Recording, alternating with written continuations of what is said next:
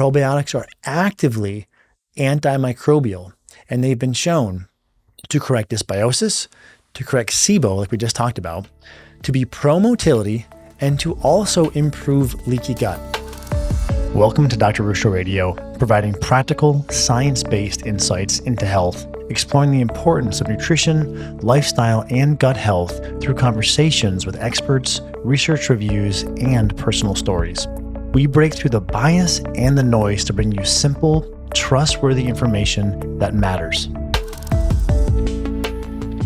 Hi everyone, welcome back. Today let's discuss how to best use probiotics, this highly effective tool, based upon common questions that you have asked.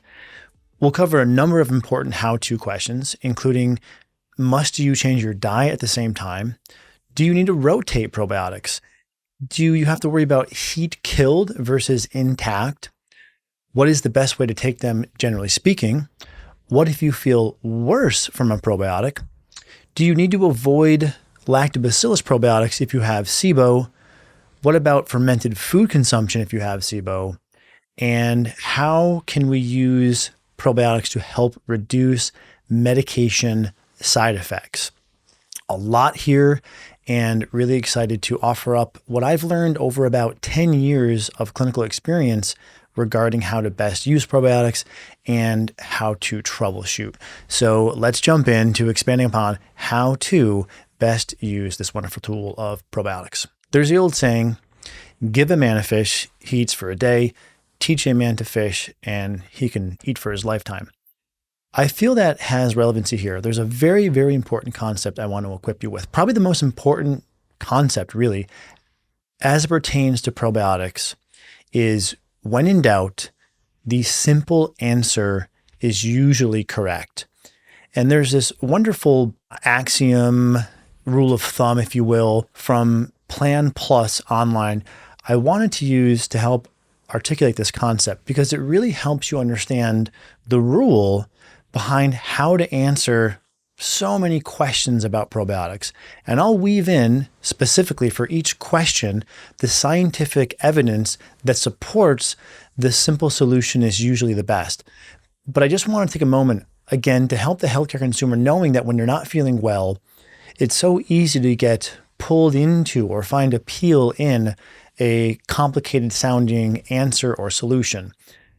But you have to go through this learning curve to go from knowing very little to then understanding a whole bunch of stuff and eventually selecting the tools that work the best and how to use them the most effectively. Early in my career, I thought the paleo diet would cure the world of all its ailments, whether it be obesity, metabolic syndrome, joint pain, depression, bloating, IBS. And with time, you learn, it's not quite that simple. As you start learning more, you learn about all the diets out there. So now we have to worry about not only paleo, but autoimmune paleo and nightshades, potentially lectins, oxalates, FODMAPs, histamines, salicylates, and you end up in a overly complex and not very effective model.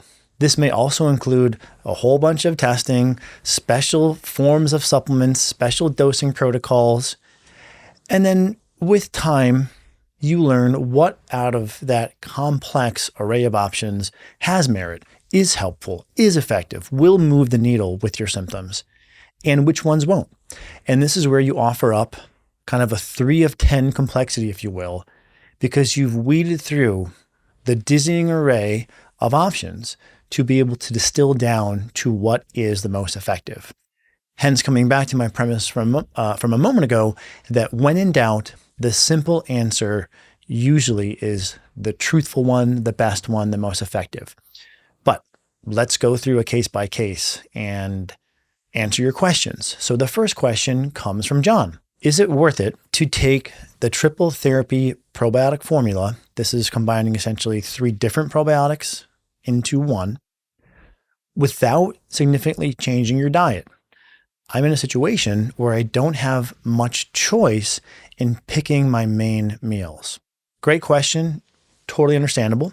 And as someone who believes in the importance of dietary and lifestyle interventions being the foundation, it's something I take quite seriously. So in answer to your question, do you have to worry about not changing diet at the same time? I would say no. You can see benefit from probiotics alone. I think it's really important to meet people where they are. Could it be better to change your diet and use probiotics at the same time, or change your diet and do any intervention at the same time? Probably. But there's idealistic and then there's realistic. So do what you can do. Don't sweat it. There's also some important data that give us justification for this answer. The vast majority of trials looking at probiotics and demonstrating efficacy are using just that one change, the probiotics, and demonstrating all of this benefit.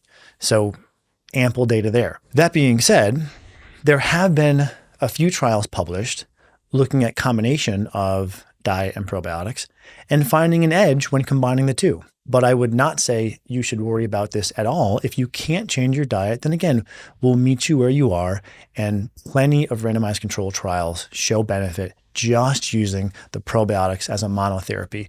And as one evidence point here, a 2022 network meta-analysis. So this means we're summarizing meta-analyses. In this case, 76 randomized control trials in total, looking at 8,000 patients, found that probiotics were similar in their efficacy to a low FODMAP diet, substantiating that either tool can work.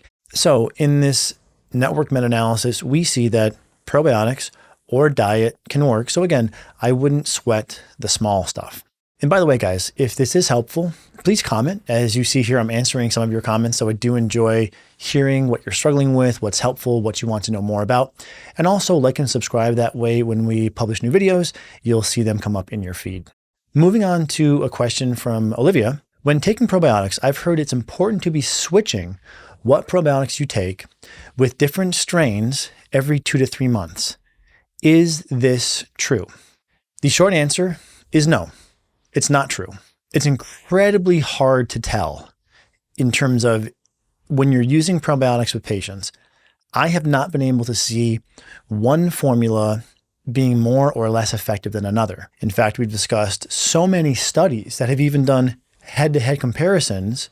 And while there is some nuance in the data, you see a very strong trend that looking at different formulas, different species, or different strains, very similar effectiveness. And I would argue anyone who tells you that, clinically, I'm seeing better results when I switch, that is ridiculously hard to suss out. These things are very, very amenable to confirmation bias. If someone's saying that, I would assume they're doing their best, they have good intentions, but as someone who's tracked and published data from those with which we work, I can tell you it's very difficult to parse out that signal. Now, there's another perspective on this, which is the evolutionary or ancestral perspective, which I think is a very valuable framework to weave into how we think about answering these questions.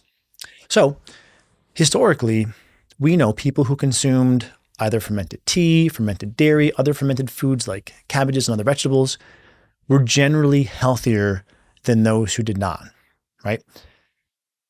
Across these foodstuffs, you get different species and different strains. And I know of no evidence that, informed that people in China consuming this tea or people in Bulgaria consuming this milk were practicing any sort of principle of rotation. Just not needed. You're going to get different probiotics in a different food.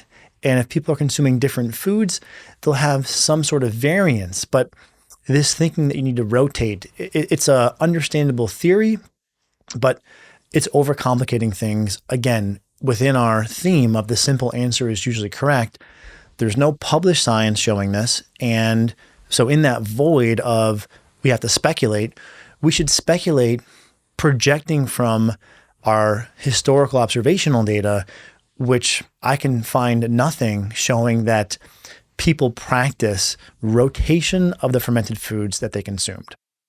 Now, what is the more scientific answer? Again, there's no data on this directly. However, it's important and interesting to keep in mind that some of the studies that have looked at the time to response find that people won't hit their full response until the second or the third month. We may say that you want to stay on one probiotic for at least 2 or 3 months to assess its full efficacy. Should you then change to a different probiotic? Again, I would say no, because there's even other studies, specifically with metabolic health, PCOS, fatty liver, that over 3 months is actually more effective than less than 3 months. So again, we don't have studies that have been designed to specifically answer this question. If we draw inferences looking at some studies showing the best effects when using one formula for 3 months or even longer, that tells us we probably shouldn't be changing, combined with the ancestral observation that fermented foods were consumed somewhat continuously. I mean, sure, maybe there's seasonality, but there was no planned rotation of the probiotic. So I see no convincing evidence that you should. I would argue that makes things overly complicated and unnecessary. And I would simply say, continue on whatever probiotic's working until you see a clear peak in your improvements. You've been stable in that peak for 1 or 2 months. This is just my clinical thinking. Then try to wean off or find the minimal effective dose. Okay, so Vanessa poses the question, one of my lecturers advised that probiotics shouldn't be used for more than 2 months. Do you see any issues with taking probiotics long-term? Well, again, we just covered some data that shows, at least for some conditions, 3 months or longer is better. So no, I have no concern. Again, just sort of echoing the consumption of foods where you can get a very similar, if not identical dosage as you can from supplements. The foods were used continuously as part of one's diet in an ongoing fashion. So again, more evidence suggesting that you don't have to worry about rotation. Also, I would say as a clinician, take the win, right? Don't make it more complicated than it has to be. If this is helping someone, again, in my opinion, there's no need to impose some sort of, be careful with this time interval. Again, because I've seen nothing published, nothing credible, nothing consistent, that moderate to longer term use is going to be problematic. And also, again, when bearing in mind that many fermented foods contain a similar, if not the same dosage concentration as do foods. Foods and supplements have the same potency, and people have consumed foods for a long period of time and experienced good health from that. I see no compelling evidence. Now, there are 1 or 2 exceptions to this answer. And those exceptions would be if you're using a very, very high dose. And here are the dosage recommendations that we use. The lactobacillus blend type probiotic, 10 billion per day. Saccharomyces boulardii, 10 to 15 billion per day. And soil-based, 2 to 6 billion per day. Now you can use higher, and we historically have actually used a higher dose of the lactobacillus blend, and it seems to work. Although with more data being published, it might be optimal to use a lower dose, or at least we might be able to hit, I think, best described as the minimal effective dose with the lactobacillus and bifidobacterium blends when we're using about 10 billion per day. Some formulas use 50, 100, 200 billion or even more, showing benefit. And we've covered some of those studies on the podcast. But in keeping with what is the minimal effective dose, here is what you have. Now, if you're using doses that are vastly higher than this, you may want to only do that for a shorter period of time. Rarely, I have seen someone who, after a few months or so, seems to have symptoms exacerbated from the use of a probiotic, meaning they were helpful and now they seem to be eliciting some sort of side effect. But if you keep with my recommendation from a moment ago, use the formula until you see a peak improvement. You're stable in that improvement for 1 or 2 months to ensure it's not a fluke, it's not a coincidence. Then wean down to the minimal effective dose. That rule should cover your bases. So Vanessa, hopefully that helps. Okay, so Chris poses the question, I just recently received my first batch of your main 3 probiotics.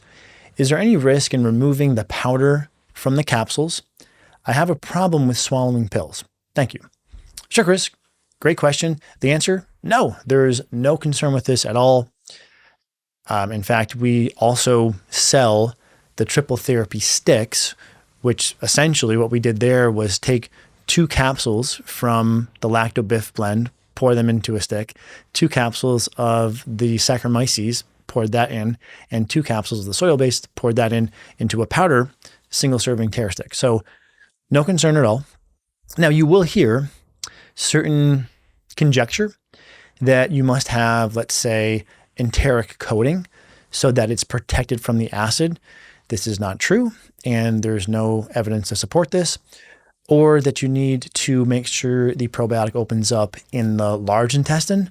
Also not true. It seems that the impact probiotics have on the small intestine is more important because the small intestine is where you absorb 90% plus of calories, nutrition. It's the selectively permeable membrane where you absorb all these things like nutrition and calories, but it's also where leaky gut can occur due to that 1 layer thick permeable membrane.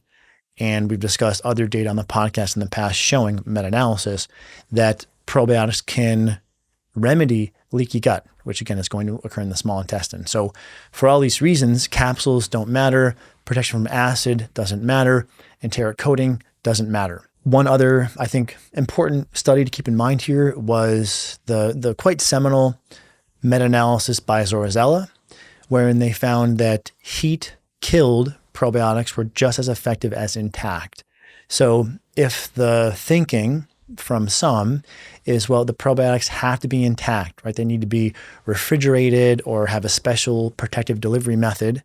Well, if you intentionally kill probiotics and give them to a subject, and those are as effective as intact probiotics, it tells us that what we used to think, the refrigeration, the enteric coating, that was important is actually not important.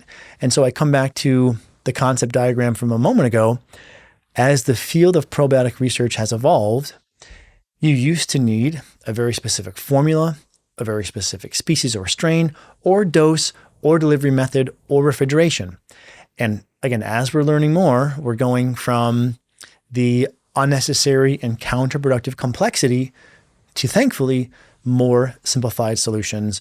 And again, just to mention that the dosages have been used in a wide range, and I shared the summary before that a simple standard dosage seems to work.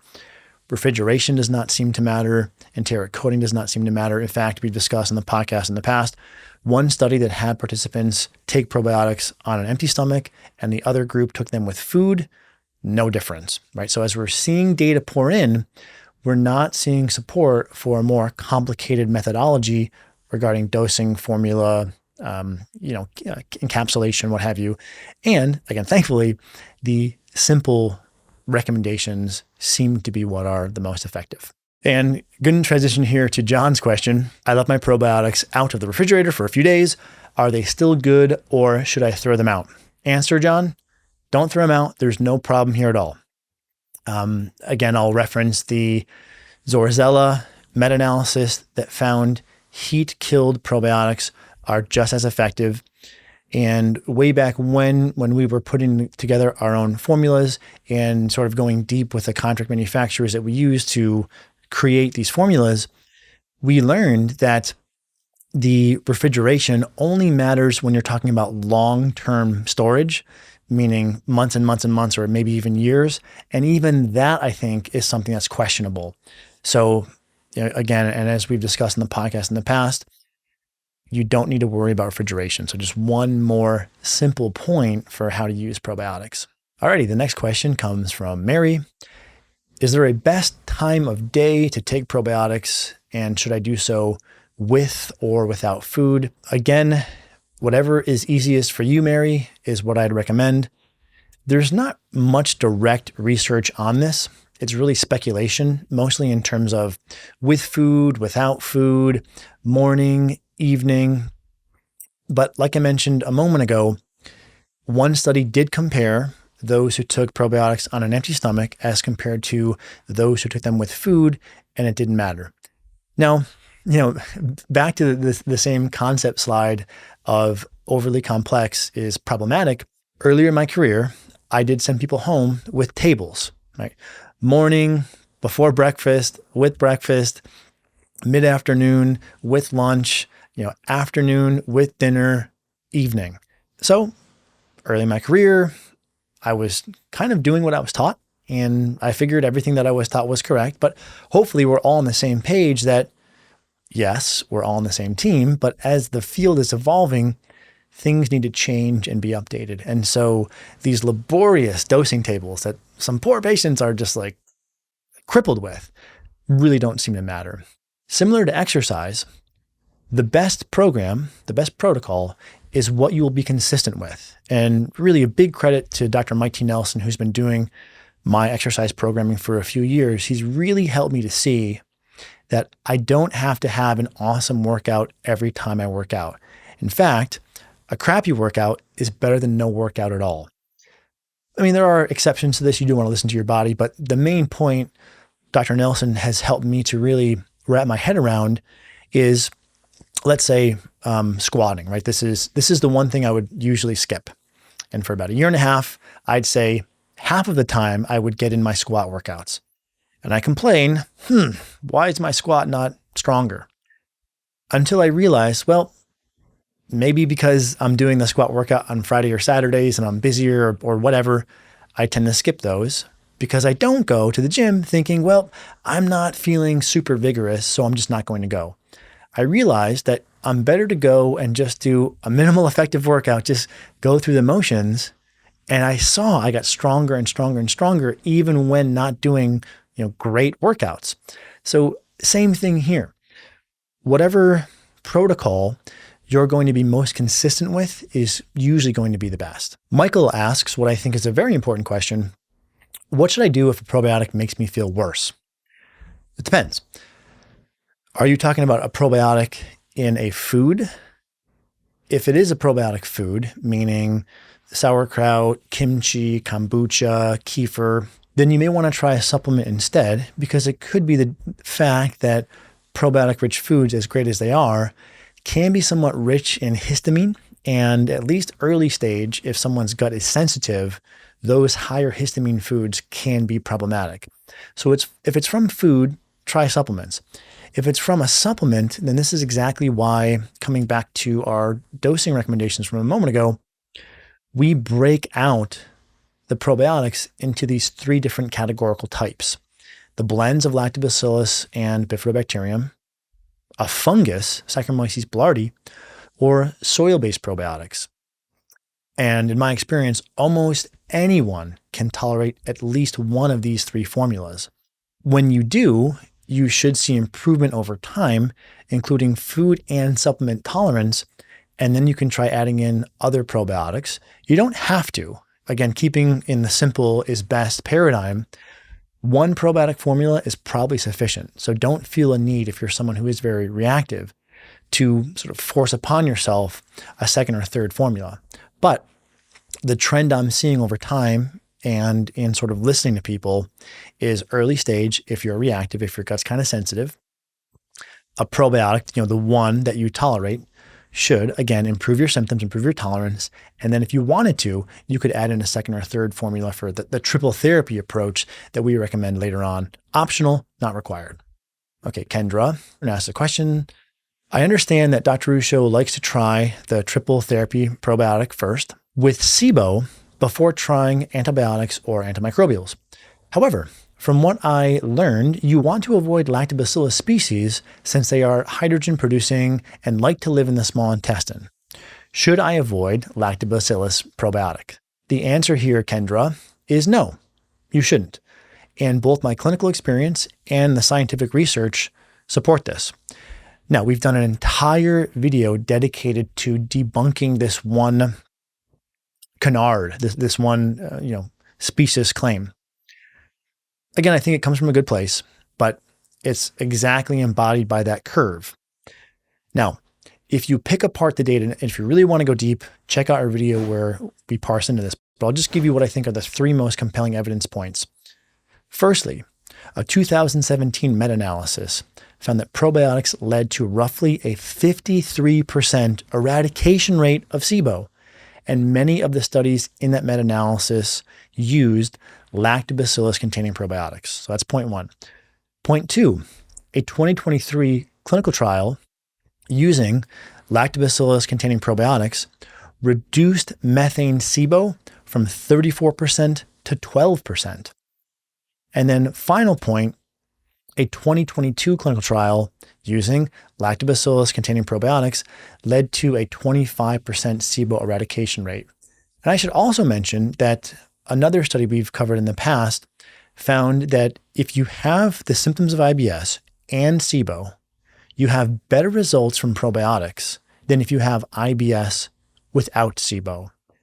So the question you pose is literally the opposite of the truth. You will probably have better results if you have SIBO and use a probiotic. Well, why is that? It's because we know that probiotics are actively antimicrobial, and they've been shown to correct dysbiosis, to correct SIBO, like we just talked about, to be pro-motility, and to also improve leaky gut. So it's rather amazing all of the benefits that one obtains from probiotics regarding SIBO. Now, if we come back to all of the research published on this, you can cherry pick, and this is what we break down in more detail in the video, so I'd recommend double clicking on that. You can find one or two studies that find some sort of loose association between levels of lactobacillus and symptoms. That's different. That is association data. That is not causal data. So when you look at the interventional clinical trials, the gold standard, the good stuff data, the data that you want to follow that will give you the highest likelihood that that recommendation will represent the experience that you have as a healthcare consumer, you clearly see, as we just outlined, meta-analyses and clinical trials showing people reduce SIBO, improve their symptoms. So don't let the spin and admittedly, right, the bias and the dogma, because that's what this is, fool you into thinking that you should avoid probiotics if you have SIBO. It's one of the saddest things that I see as a clinician is people avoiding such a safe and well-studied therapeutic because a small group of thought leaders, albeit well-intentioned, are biased against probiotics. They cherry pick really poor science, but make a compelling argument nonetheless. Look to what the good science tells you, tells us, and that's what we want to follow. Okay, Maria asks the question, can fermented probiotic drinks worsen symptoms if treating IBS and SIBO? The answer, maybe, and I'll give you a few tips to follow in a moment. But just to look at your question for a second, I don't want to be overly particular about semantics, but I don't think it's productive to view your gut health, which is infinitely complex, through a narrow prism of SIBO and IBS. Now, I've said that we don't want to fall into the trap of overly complex thinking, which is true, right? But it's too simplistic to say, I'm an IBS SIBO patient, because you could also have dysbiosis, fungal overgrowth, leaky gut, issues with motility. So we want to think about your gut as this ecosystem. And rather than narrowing what we do based upon biomarkers or diagnoses, we want to think about, well, what therapeutics are going to be the most effective for turning the tide of this entire ecosystem, which would include a number of markers, right? A successful intervention will resolve many downstream biomarkers and symptoms. So that's what we want to think about. What upstream intervention has the most downstream benefit, and not make the mistake of thinking, well, let me consider this narrow slice of my gut physiology and hope that tuning in on that one thing resolves all the upstream problems I'm trying to intervene with. Now, this is an important caveat. I'm not saying to disregard if there's some sort of conventional medical advice that's saying there's something urgent, you want to follow that care, right? But when you come to the paradigm of working in integrative preventative medicine, healthcare, this is where the paradigm of your body is boss is really the most effective. Make a change. Do you feel better? If you do, that tells us that a litany of things underneath the surface are probably improving. Coming back to your question more squarely, there are studies finding that fermented foods can improve IBS, constipation, dysbiosis, leaky gut, even depression. However, these studies, they tend to be small and observational in nature, mainly because there's less money for funding food research. So I think food first is the way to go. But like I mentioned a moment ago, for some people, mainly I think it's the histamine, or they might have food allergies to some of the foods. Let's say kimchi, right? Kimchi can be quite spicy. That will irritate people on its face. Also contains nightshades.